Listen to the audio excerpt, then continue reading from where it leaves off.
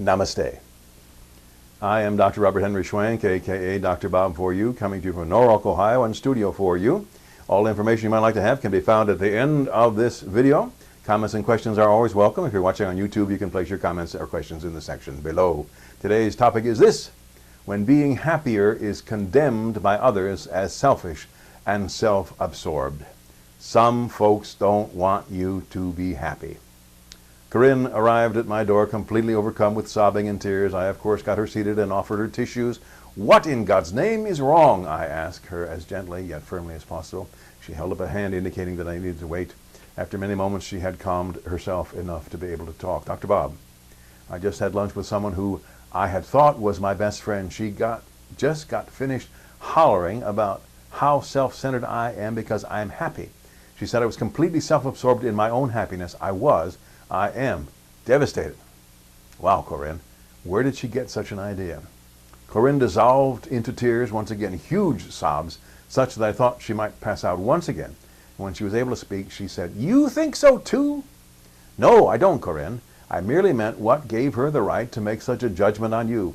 I've never seen you self-absorbed or self-centered. If anything, you're one of the most caring persons in our coaching community." She gave me a weak smile and composed herself further. I went on, "I think your supposed best friend for so many years was having her own issues. What's been happening in her life, do you know?" Corinne told me of all the sadness that her friend was experiencing. Then I said, "Oh, I think I see, Dr. Bob. She's so absorbed in her own problems that she thinks I'm self-centered because I'm happy when she is sad." I think that's it, Corinne. I went on to explain to her that people, for example, who see others as self-confident feel the self-confident ones are being arrogant. In this case, Corinne's friend could not stand to see Corinne happy because she was terribly unhappy herself. So Corinne's friend condemned Corinne as being selfish and self-absorbed. Thus it will always be, I am afraid. When you find your happiness as the meaning of life, there will always be people who find you self-absorbed or self-centered. They cannot fathom how you can be happy within yourself no matter what. That's where you can be when you practice happiness. Some others will always feel that if they are sad, then you must be sad as well. And if you do not notice their sadness or grief in the way they think you ought to, they think you are self-absorbed. And in some ways, you need to expect this behavior.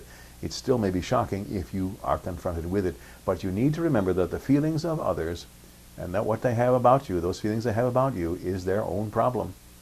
Find the meaning of life, which is happiness, through meditation. Develop it with a high degree of efficacy within yourself. When sadness knocks at your door, and it will, in whatever form, you will be equipped to deal with it and still remain happy. Because you do not buy into others' problems, they may think you selfish. But when you continually try to spread happiness and meaning in the world by doing everything in your power to build others up and the world up, you are never being selfish or self-absorbed. Never.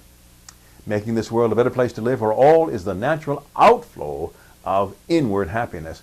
What to do if you run into this kind of mistaken identity? Try to be as gracious as possible, though I know that will sometimes be extremely difficult. Remember, it is the person accusing you of self-absorption who has the problem. Try to be compassionate. Then detach yourself from the hurt the other is trying to inflict. Remember, you are being who you really are when you express your happiness. Remember, rehearse what you are trying to do as you beam your bliss into the world. That is, build up the world and all who inhabit it.